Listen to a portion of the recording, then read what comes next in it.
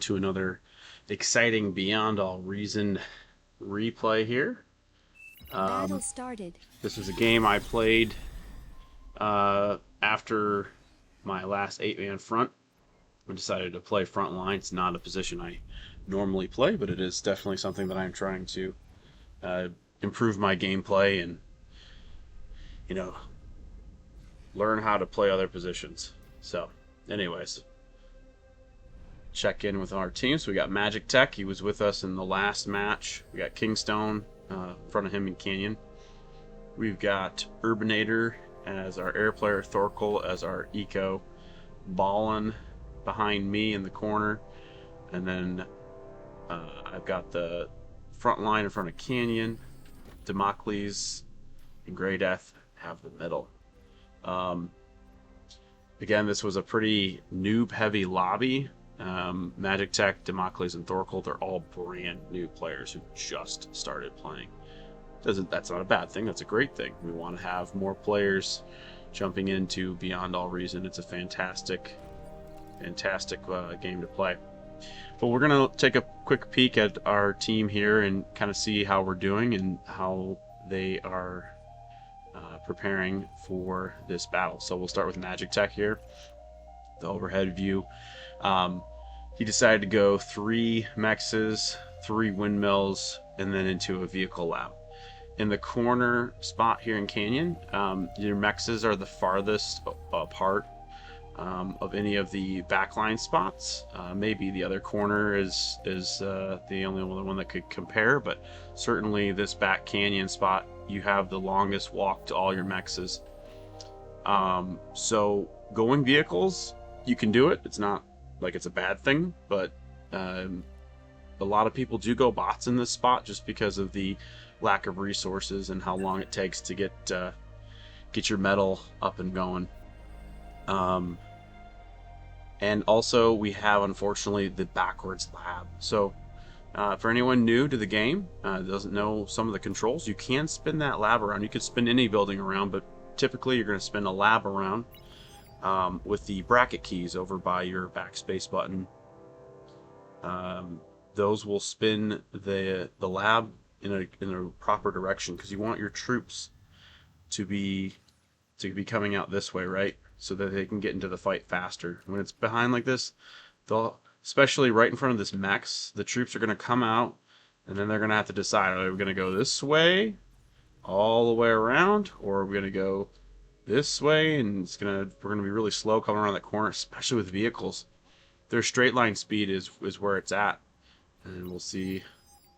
Oof, well, he doesn't have a waypoint, a rally point beyond this, so he's just going to spit these things out now into the back of his base, which is not optimal.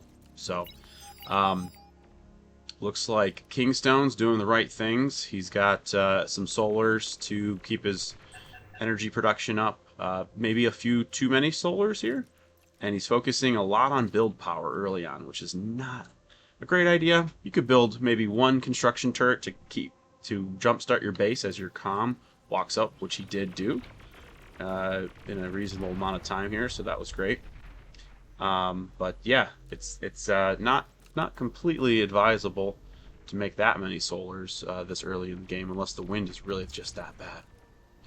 Urbanator is idle. He has 1 bomber, he has 1 construction plane, another bomber that's going out on a little mission, I guess. No fighters. So we are vulnerable, and he is not building anything. Now he is, and he's not doing anything with his comm. So a little bit slow to start out here, and you definitely want to keep everything you've got built moving, right? You want to use it appropriately. So he could be using his comm to build up his economy.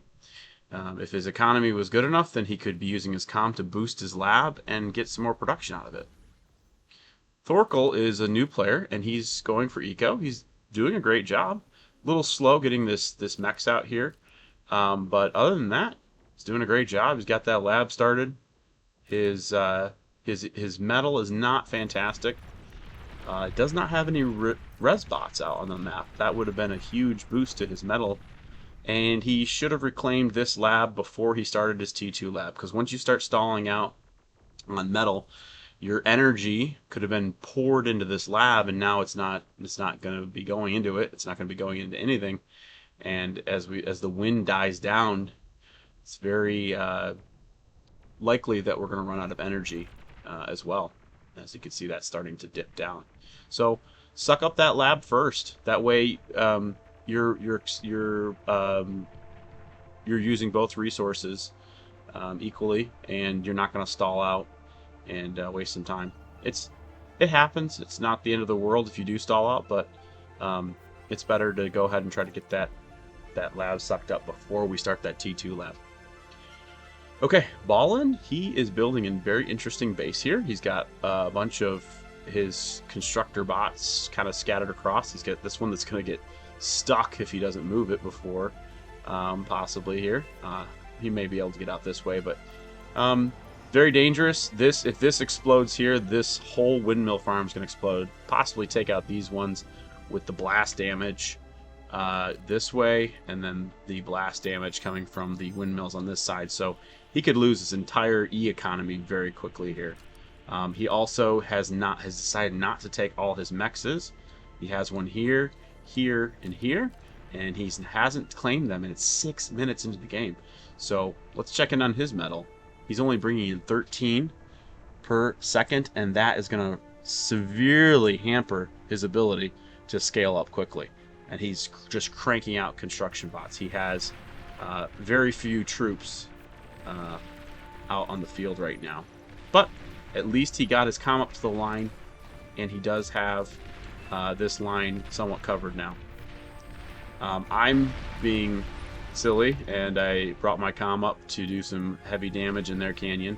I did take out quite a bit with it before he died, but definitely a metal feed here on my part, and not the smartest play. So I'm definitely in trouble here. I've got hardly any build power in my base, and I am idle. So I am definitely a little bit AFK gaming right now. Not paying attention to what's going on in the back of my base.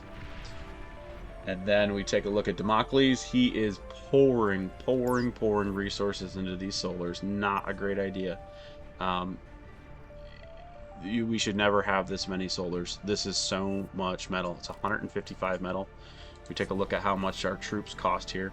That is 3 pawns. So every single one of these solars is 3 pawns. He's got 1, 2, 3, 4, 5, 6, 7, 8, 9, 10, 11, 12 that he's building. So you multiply that, he could have 36 pawns on the field, up on the front line, if he had not built these solars. And if he had just built 2 of them and some windmills, he would have had plenty of troops on the field, a plenty good economy, and he would have been doing just fine.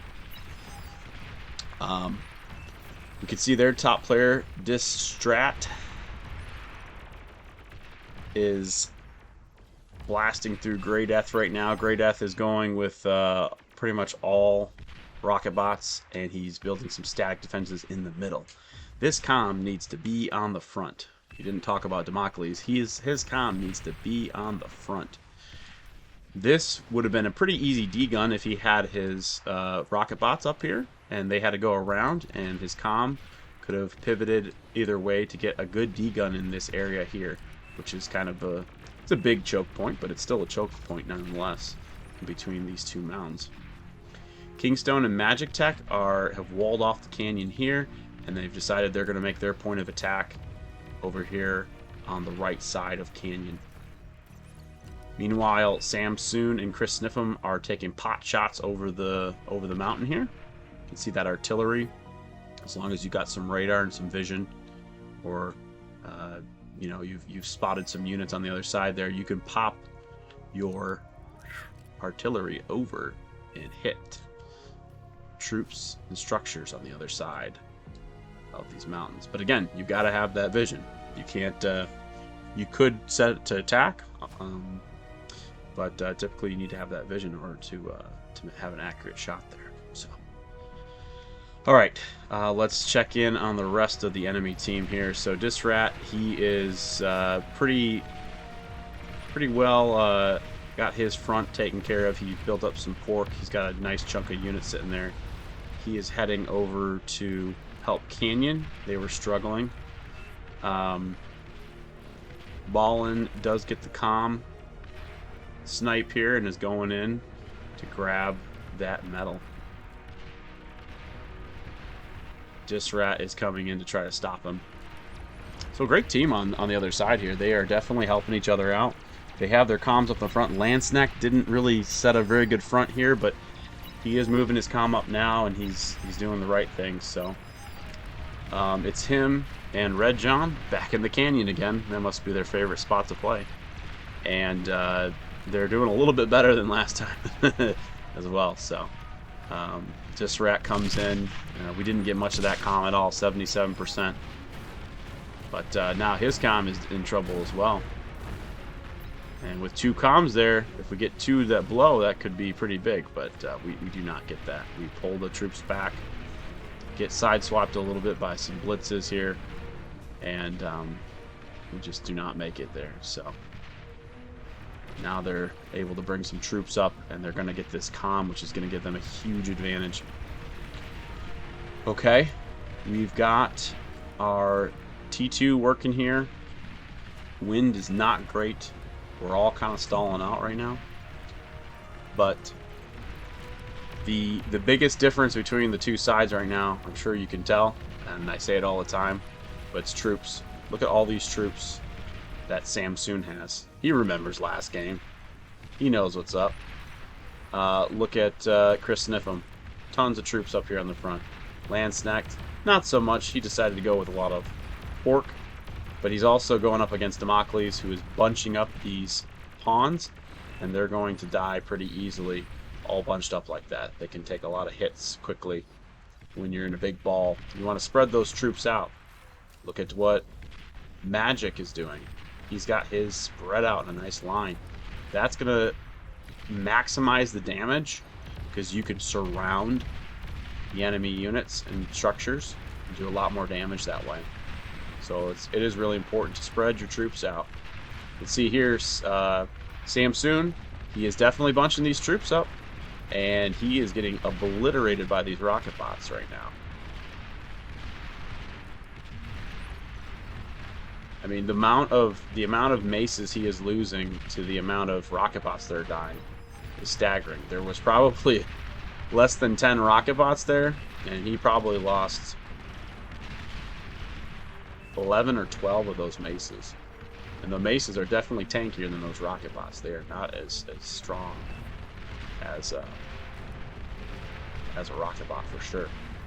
So spreading these guys out a little bit with these plasma artillery bots, you don't want to necessarily make a full line like you might with tanks or with rocket bots or pawns. You can, but you definitely don't want to have them in just a giant ball where they can be hit easily. Now he does get bailed out a little bit by the sheer number of maces that he does have, and his lane mate here, Chris Sniffem, coming in with some stouts. But overall, this doesn't always work out so well when you got a giant ball of maces like that, or thugs. If you're going up against units that can do splash damage too, that's another reason to not keep them balled up too much. Alright, well, that is pretty much GG's here. We've got a huge leak. They've blasted through, and they are destroying Great S base. Kingstone is reeling back. He should be bringing his comm up to degun these. I'm not sure that he knows how. This would have been pretty easy degun. Instead, he's going to lose his comm. Oh man, I don't know how he did not lose his comm. That was pretty insane. But in that case, he probably would have lost his comm and blown up his entire base, when he probably could have gotten a couple D-guns off and killed most of these troops. So don't be afraid to get D-gun again. It's always worth it. It's always a good play. And it doesn't cost you anything other than energy, so make it happen. We're 15 minutes in. The last game we had pretty handily won at this point. It is a complete polar opposite. I did not play well. I was not producing troops like I should have been. I lost my comm in the canyon pretty early on. Damocles is sending his troops behind this little plat right here, so he's doing absolutely nothing to hold this line. So Ballin and I were forced to do that.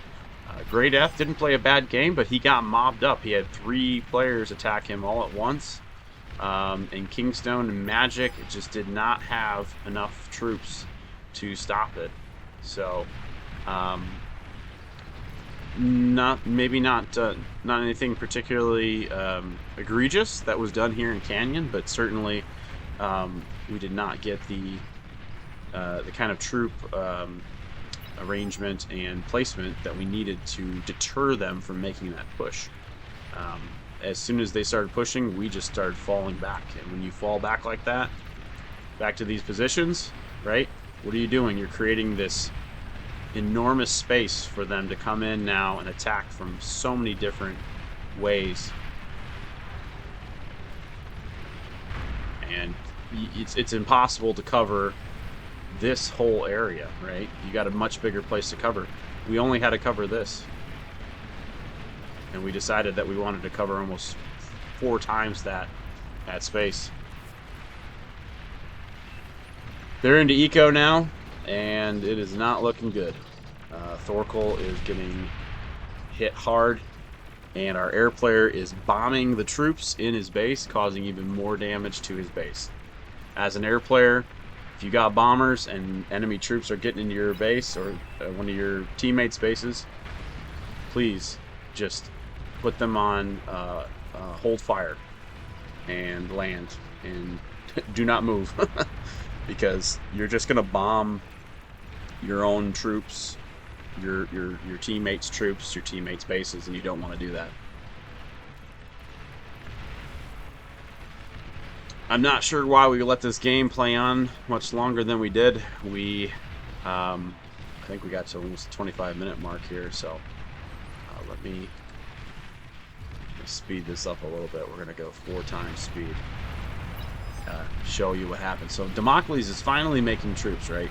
Still got them bunched up here. Not the best play. I go T2, and I do not have the economy for it, so even though I am putting out some spiders here, it's not going to do much for the team at this point, because we really lost the game 5 minutes ago. As much as the spiders would have helped if we had secured this line and not lost our handle on the left side. You know, it was a little too late. It was too late, and they did a great job. They took out a lot of the troops, and we definitely pushed into the canyon, but it was essentially pointless because they were having their way with us on this side. We're 4 players down at this point, right? It's 4 versus 8, and that is not a game that we're gonna win. So.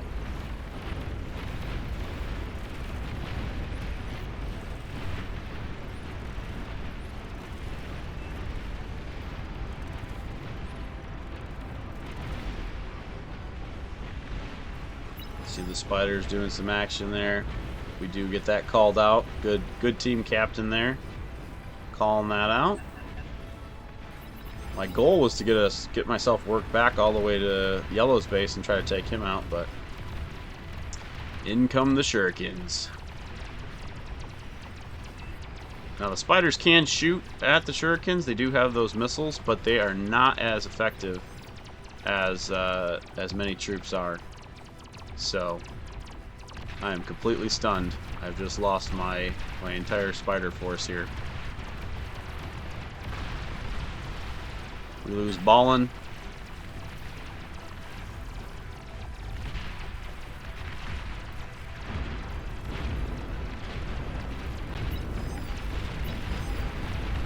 I was able to res one of the comms here, keep it up on the front to try to de-gun and hold them back. But again, if you're looking at this troop troop arrangement we got going here, I mean, there's nothing we can do at this point. We're just getting overrun left and right. And they're doing the right thing. You know, I give a lot of credit to this team. They did not let up. They just kept going and going and going. And they did not relent at any point. Which is what the key to winning, honestly. You got to be able to do that if you want to win a game. So, yeah. This one definitely hurt, definitely stung. It wasn't my favorite game, but you know, at the end of the day, you win some, you lose some, and you got to learn from Battle your ended. losses and grow and get better. So, hope you guys enjoyed this video. Like and subscribe. Drop a turd in the comments, and we'll see you next time. Peace.